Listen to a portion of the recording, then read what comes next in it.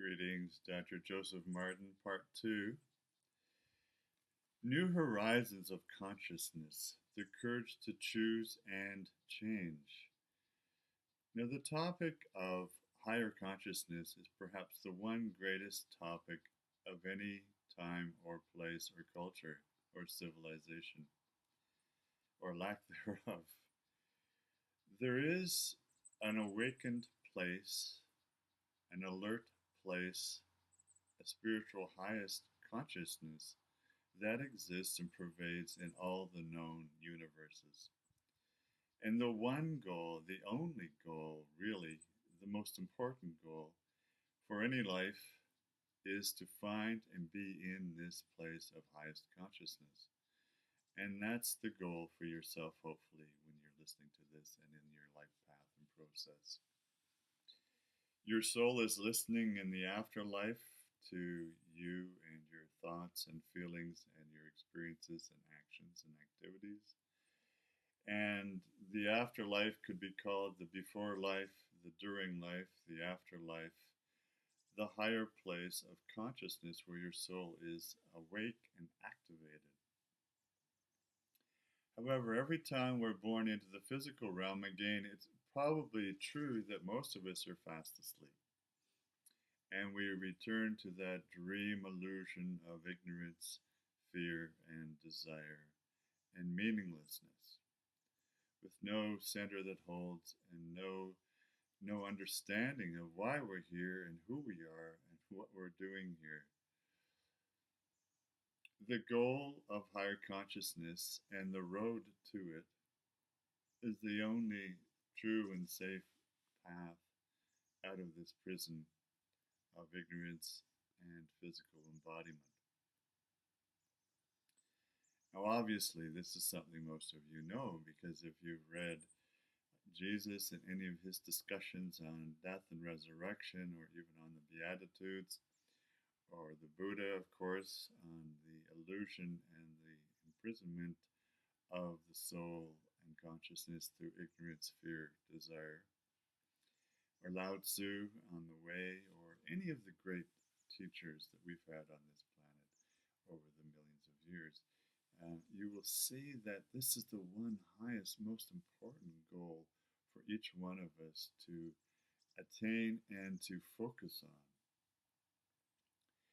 And just following up on the peace, power, and righteousness, we've noted that individuals are the ones who need to attain this goal first. And only when individuals have supremely connected to their peace, power, righteousness, and freedom through highest consciousness, through awakening, as it were.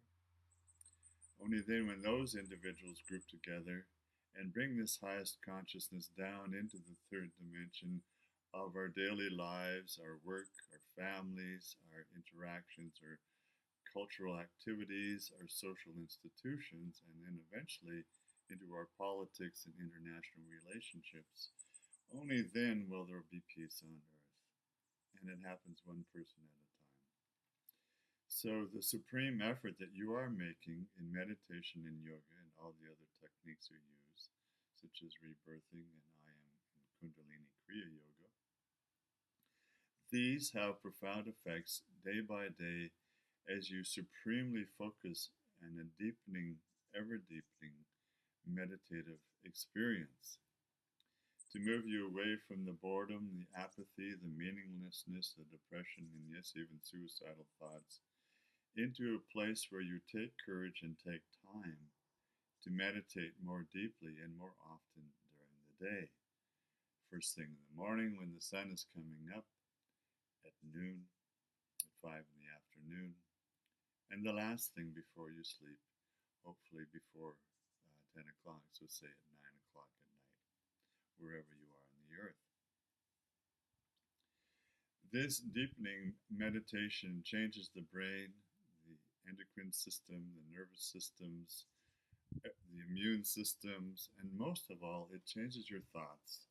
It changes them from the negativity and the self-depredation and all the ongoing shadow discussion of the poor me or the one who can never move ahead, into the thoughts of positivity and eventually indomitable courage, so that you will be able to focus mostly on moving your consciousness, your assemblage point, we call it, of course, in the native shamanistic way, moving your assemblage point, which is your mind and your emotions and your willpower, those three combined, into the awakened soul that already exists. So remember, this is a space, a place, a superconsciousness that actually exists, and it's your responsibility to get yourself out of prison and take yourself there, and do it before you physically die. You need to do it every day, and don't put it off till tomorrow, because then before you know it, you'll be on your deathbed, and the last thing you'll want to be able to do is to jump into the superconscious. Then, no, it takes a bit of discipline, dedication, and daily practice to do this and get good at it and be able to be in it all the time eventually. That's the goal. That is your ticket out. That's your ticket out of prison, out of ignorance, fear, and desire, and out of the samsara, the wheel of rebirth and reincarnation that most, say 95% of people, maybe even more, on this planet are still in that samsaric wheel of death, rebirth, and reincarnation, to do it all over again, to try to find that window, that door, that open door to the light, that open door to awakening. As the Buddha said, all he was just awake. Once you have attained this final liberation, moksha, nirvana, heaven, however you want to term it, it is an experience that's an ongoing experience. And when you're in this place, your life becomes peace, power, righteousness, joy, beauty, love, truth, integrity, kindness, laughter, play, and ongoing co-creation with this superconscious spiritual energy field that's awakened.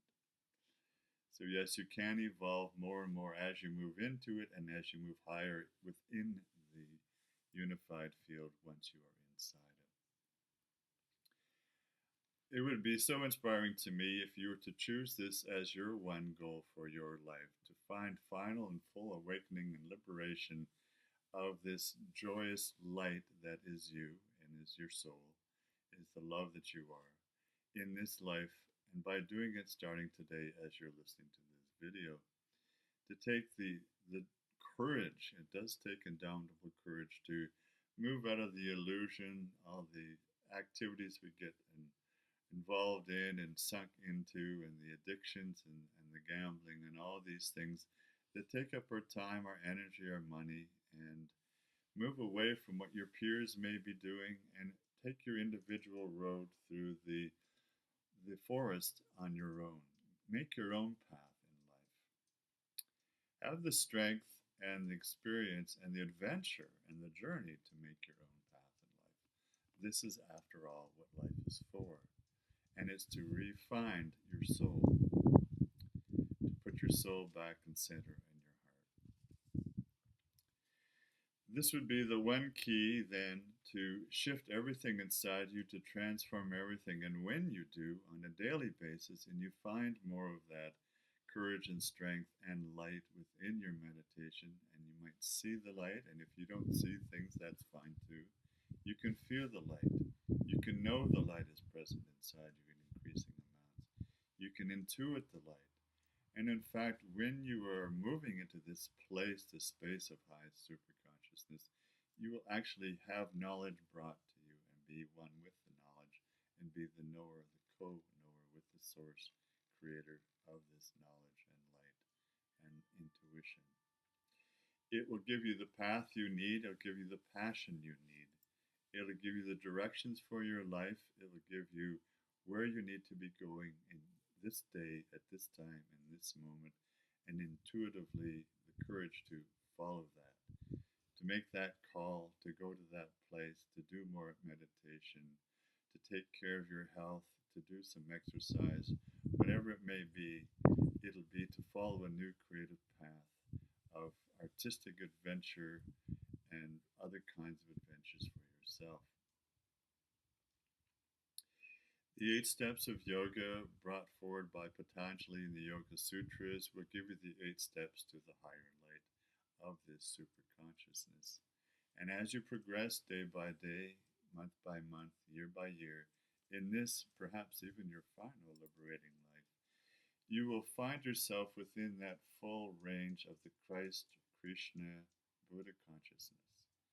That is all and everything in the universe, all the material universe of light that's been created from the cosmic consciousness of the pre-conscious, pre-material, pre-created universe. In this place of the Buddha, Krishna, Christ consciousness, you will see that your soul, is one with this and experience the joy and the pleasure and the beauty of all this. Only then will you see what your life is for. You'll know who you are and all the many deeper levels of why you're here, the unique role that only you can play in the world at this time in 2014 going forward to inspire and encourage yourself and all others you meet, even those you will never meet, and become the great leader and the spiritual peacemaker that you know you already are and have yet to fully maximize and optimize and activate within your life every moment, every conversation, every day. What a joy this would be for you to be inspired in this way, to be fully activated and lead in the way that your heart leads you and will lead others towards the magnetic light of the superconsciousness. That one place, that one experience that we're all looking for, the final liberating experience that is beyond any other experience you could ever have on earth with yourself or with any other person. That full love, that full identity, that full knowing. Dr. Joseph Martin, I'm inspired by you. Thank you for listening and watching. May your life be a great joy to you as you fully liberate yourself and go forward along that one path, that direct path up the mountain into that highest spiritual consciousness, from which place you can look out and look down and see and know everything and how everything fits together in a seamless whole in this great adventuresome web of life that is the universe of consciousness. For truly everything is consciousness, and the material world is simply an illusion. May you find the love you are. All blessings. Namaste. Om Namah Shivaya.